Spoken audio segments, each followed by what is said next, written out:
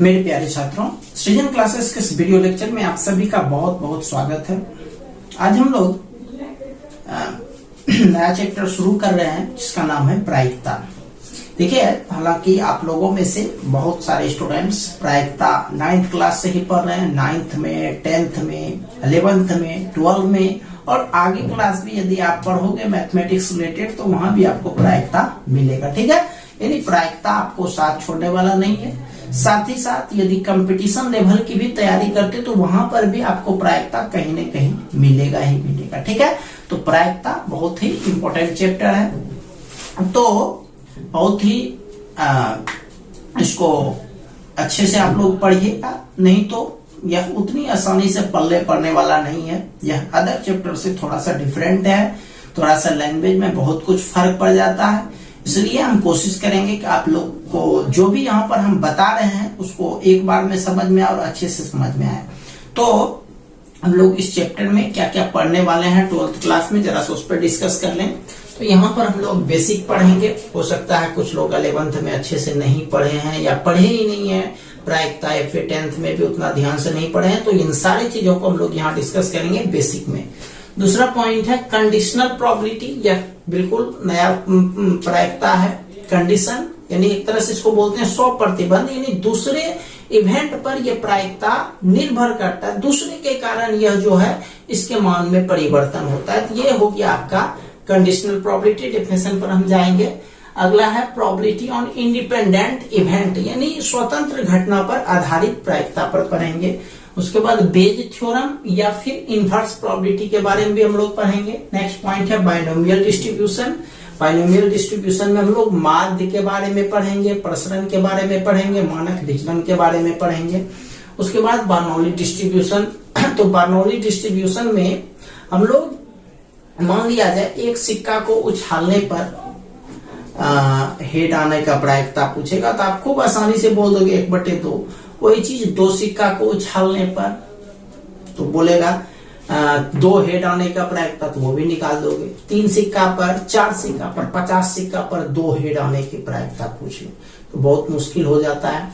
तो बड़ी बड़ी इवेंट, बड़े बड़े नंबर्स को प्रायिकता के रूप में दर्शाने के लिए हम लोग बर्नौली बंटन का प्रयोग करते हैं। ठीक है, तो आएंगे उस पर, तो वहां पर हम लोग विशेष रूप से डिस्कस करेंगे। उसके बाद अदर्स जो भी छोटा बड़ा चीज है वो अदर्स में आ जाएंगे। ठीक है, चलिए ये था टॉपिक, इसको मिटाते हैं जरा सा।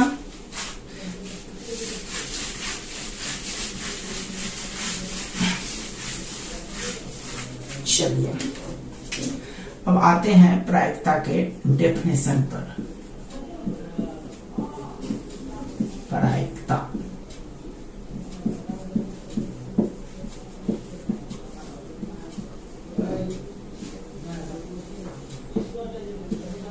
कुछ चीज का डेफिनेशन बिल्कुल भी नहीं बदलता है। जैसे आप 2 लिखते हो तो 2 ऐसे लिखते हो, तो 2 आप ऐसे नहीं लिखना शुरू कर दोगे। 1 ऐसे लिखते हो तो आप 1 ऐसे नहीं लिखना शुरू कर दोगे।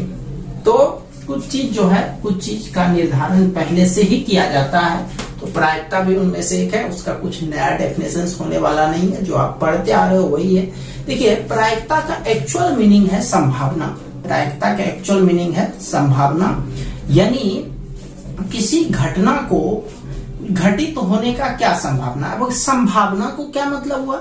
संभावना का मतलब उसको एक संख्या में डिनोट करेंगे। अब देखो कि मान लिया जाए आपसे ये सवाल पूछा जाए कि भारत और पाकिस्तान में यदि मैच होगा तो कौन जीतेगा, तो हो सकता है आप लोग कंडीशन के आधार पर बोल देंगे कि भारत का सारा सिस्टम बहुत अच्छा है, बल्लेबाजी, गेंदबाजी सब कुछ अच्छा है तो भारत जीतेगा। या फिर यदि बोल देगा कि भारत और कनाडा में मैच कौन जीतेगा, अब जिसको क्रिकेट का आइडिया नहीं है वो क्या बोलेगा, कुछ बोल देगा। लेकिन जो समझता है कि क्या क्या स्थिति है दोनों तरफ, बैटिंग का, बॉलिंग का, फील्डिंग का, उसके आधार पर आप अंदाजा लगाओगे। या टेनिस का मैच हो रहा है, आप बोल दे रोजर फेडरर और लिएंडर पेस में मुकाबला होगा तो कौन जीतेगा, तो सिंगल्स का खिलाड़ी है रोजर फेडरर, जबकि लिएंडर पेस जो है मुख्य रूप से डबल्स खेलते हैं। अब इस दोनों में मुकाबला होगा तो निश्चित तौर पर रोजर फेडरर के जीतने का ज्यादा संभावना है। ठीक है, तो उसी तरह से यहाँ पर हम लोग जो जानते हैं उसके आधार पर अंदाज लगाते हैं कि क्या क्या हो सकता है, लेकिन ये एक संभावना है, अधिक होगा कम होगा ये एक संभावना है। लेकिन इसी को यदि हम लोग संख्या के रूप में व्यक्त करते हैं तो इसी का नाम हो जाता है प्रायिकता। जैसे हम इसको बोलते हैं कि भारत और पाकिस्तान के बीच यदि मैच होता है तो भारत के जीतने का संभावना या प्रायिकता 60% है। ये आया बात पॉइंट पर, 60% बोले, एक संख्या बोले तो यही 60%, ये 60% क्या हो गया, यह एक प्रायिकता हो गया। यानी किसी घटना के घटित होने की जो संभावना होती है उसको यदि हम संख्या के रूप में व्यक्त करते हैं तो उसी का नाम हो जाता है प्रायिकता। ठीक है, चलिए आते हैं डेफिनेशन पर। किसी घटना के घटित होने की संभावना को, घटित होने की संभावना को जब संख्या में व्यक्त किया जाता है,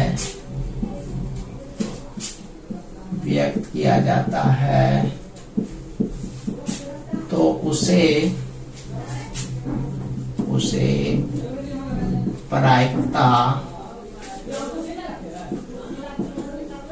कहते हैं। प्रायिकता कहते हैं। किसी घटना का अंग्रेजी इवेंट होता है, तो किसी घटना कैपिटल ई के प्रायिकता को पीई से सूचित किया जाता है।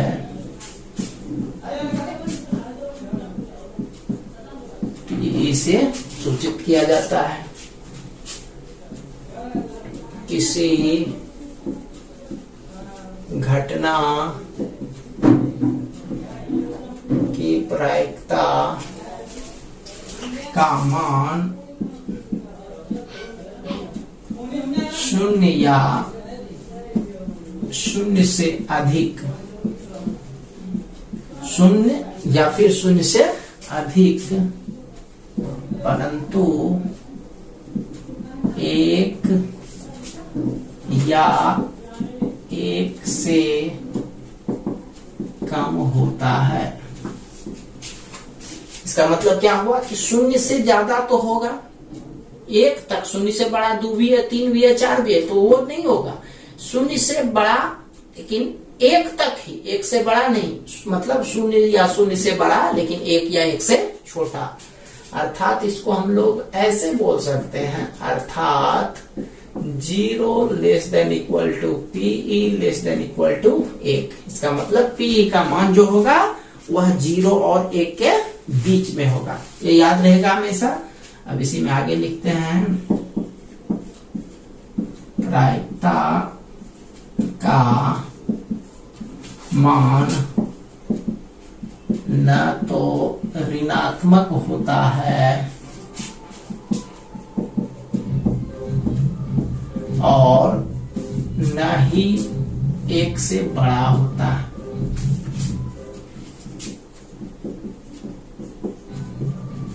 समझ गए बात को, कि इसका प्रायिकता का मान ऋणात्मक नहीं होता है, यानी हमेशा पॉजिटिव होता है, और क्या होता है, 1 से बड़ा नहीं होता है, ना तो 1 से बड़ा होता है, न ही ऋणात्मक होता है। अब प्रायिकता का हम सूत्र लिखते हैं यहाँ पर, प्रायिकता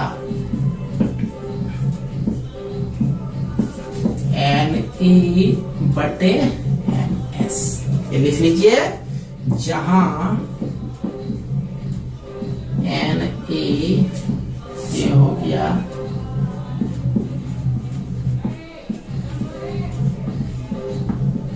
मुख्य घटना की संख्या,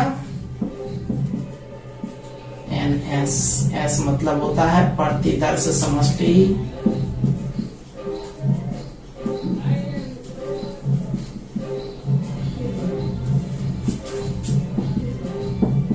प्रतिदर्श समष्टि की संख्या। चलिए इसको लिख लीजिए, और चीज पर डिस्कस करते हैं। जैसे देखिए एग्जाम में यदि पूछ दे, एक एग्जांपल इसका ले लेते हैं, इस पर ऑब्जेक्टिव क्या पूछा जा सकता है, निम्न में कौन सी प्रायिकता संभव है, एक ऑब्जेक्टिव तौर पर बोर्ड एग्जाम में पूछा जा सकता है। ऑप्शन नंबर एक दिया, ऑप्शन नंबर बी 0.5 दिया, ऑप्शन नंबर सी 5/8 दिया, या फिर 60% दिया, ऑप्शन नंबर डी ऑल। तो देख लो एक भी हो सकता है, 0.5 ये भी पॉजिटिव है, एक से बड़ा नहीं है तो ये भी होगा। 60% का मतलब हुआ 60/100, 3/5 हो गया, तो 3/5 ये भी एक से छोटा ही है, तो यह भी हो गया, यानी इसका आंसर हो जाएगा सभी। एग्जाम्पल नंबर दूसरा, निम्न में कौन सी प्रायिकता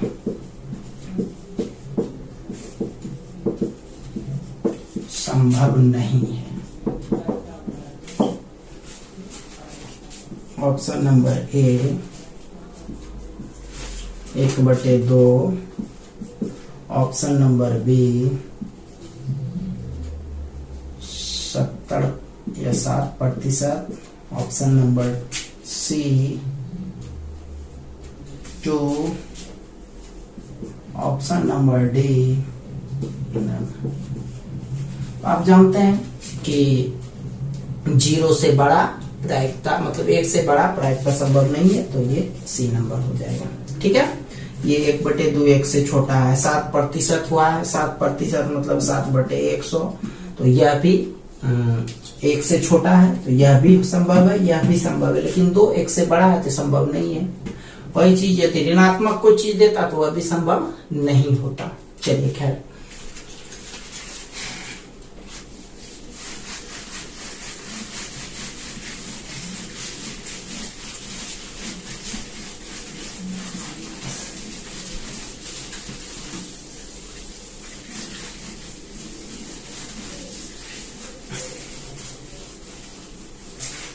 चलिए इसके बाद आते हैं प्रतिदर्श समष्टि पर। नेक्स्ट पॉइंट है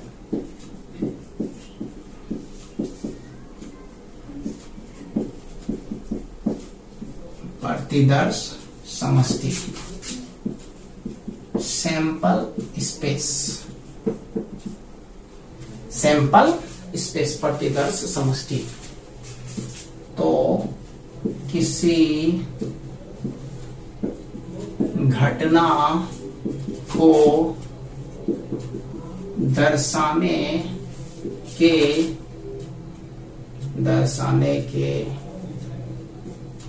कुल तरीकों को प्रतिदर्श समष्टि कहा जाता है।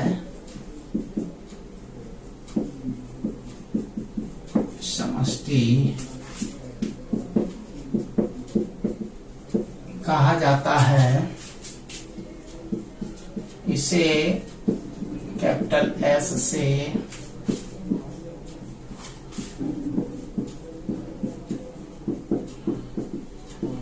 सूचित किया जाता है तथा प्रतिदर्श समष्टि की संख्या को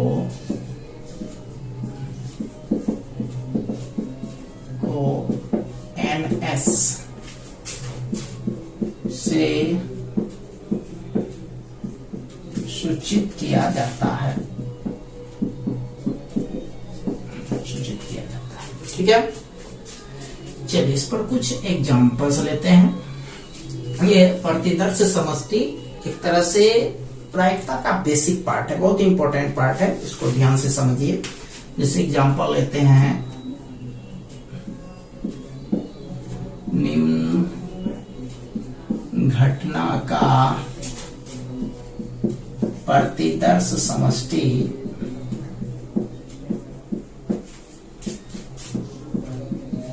ज्ञात करें। प्रतिदर्श समष्टि ज्ञात करना है। इसमें पहला इवेंट लेते हैं, एक सिक्का को एक बार उछालने पर। पहला क्वेश्चन है, प्रतिदर्श समष्टि निकालना है।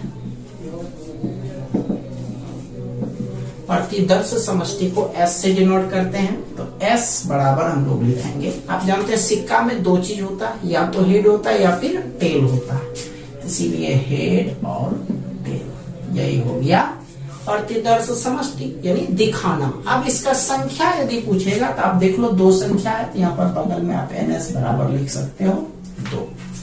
ठीक है, दूसरा नंबर इवेंट लेते हैं, एक सिक्का को 2 बार उछालने पर। ये एक बार था, 2 बार यदि उछालते हैं तो हो सकता है, 2 बार उछाल रहे हो ना, तो हो सकता है पहला दूसरा दोनों हेड आए।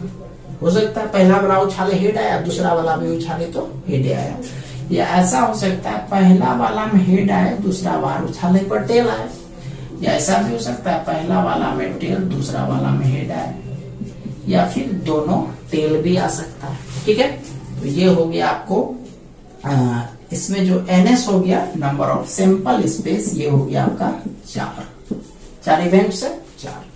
चलिए तीसरा पर आते हैं, एक पासे को, या पहले एक सिक्का को ही लेते हैं, एक सिक्का को 3 बार उछालने।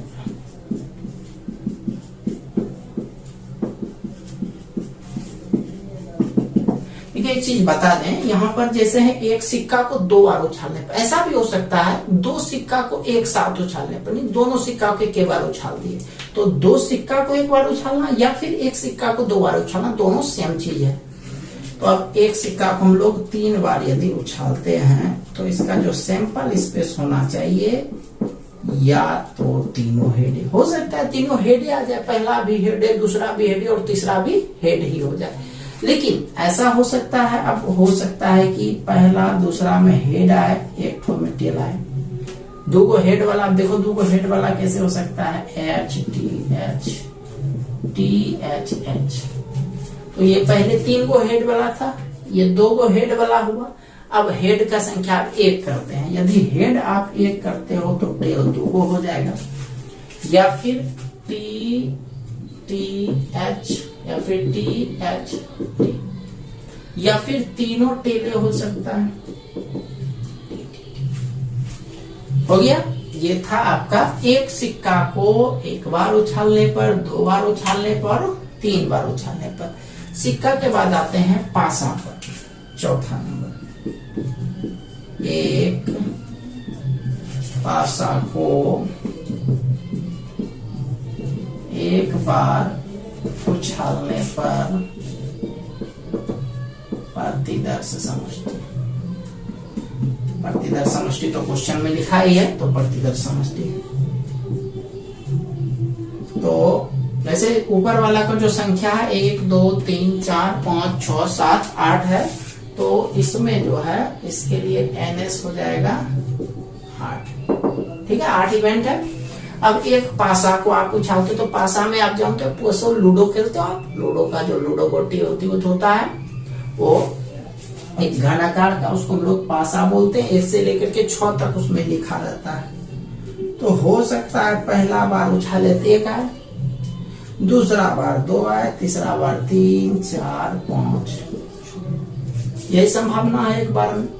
तो नंबर ऑफ सैंपल स्पेस कितना हो गया, इसको ऐसे 2 1 3 3 6 4 10 5 15 6 21 ऐसे मत गिनिएगा, ये 1 कहलाया, ये भी 1, ये भी 1, ये भी 1, ये भी 1, तो टोटल 6 इवेंट हो गया। ठीक है, ये था 1 बार उछालने पर।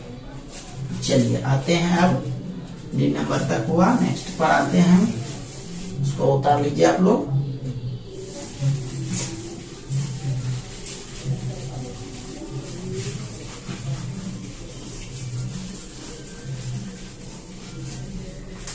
चलिए अब 2 बार उछालते हैं।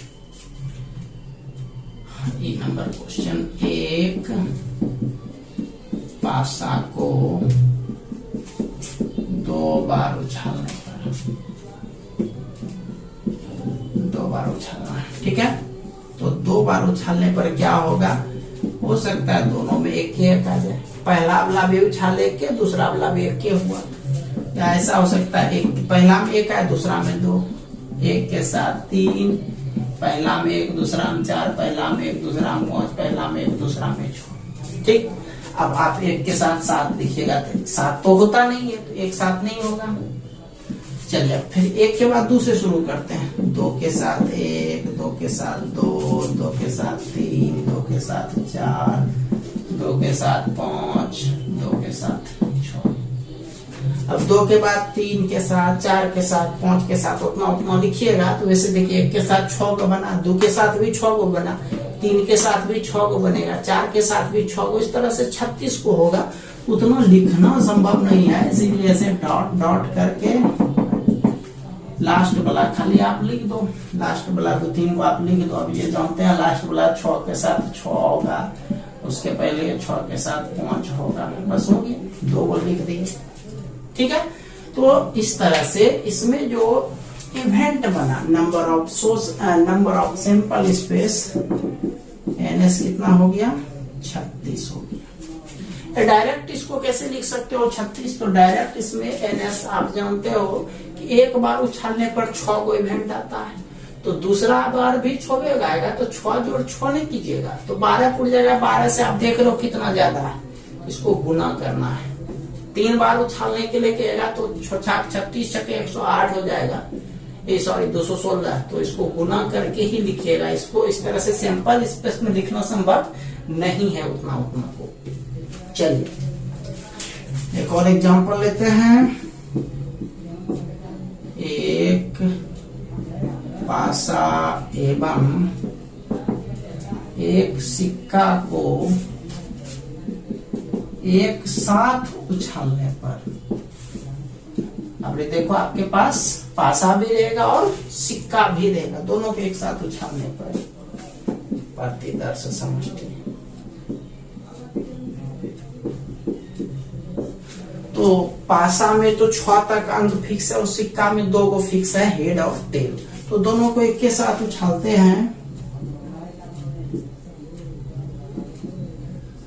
तो S बराबर जो होना चाहिए, हो सकता है हेड के साथ 1 आ जाए, H1, हेड के साथ 2, हेड के साथ 3, हेड के साथ 4, हेड के साथ 5, हेड के साथ 6, ठीक। जस्ट लाइक टेल के साथ 1, टेल के साथ 2, टेल के साथ 3, T4, T6। तो कितना हो गया number of simple space, 6 go head के साथ, 6 गो टेल के साथ, 12 हो गया, ठीक है। तो ये था आपका आज का पहला बेसिक क्लास। आप लोग तो कल आपके पास यदि बुक होगा तो कोशिश कीजिएगा, यदि 10th क्लास का भी 12 बुक बहुत दूर है, 10th क्लास का 10 क्वेश्चंस कम से कम पूरा कर लीजिएगा, ठीक है।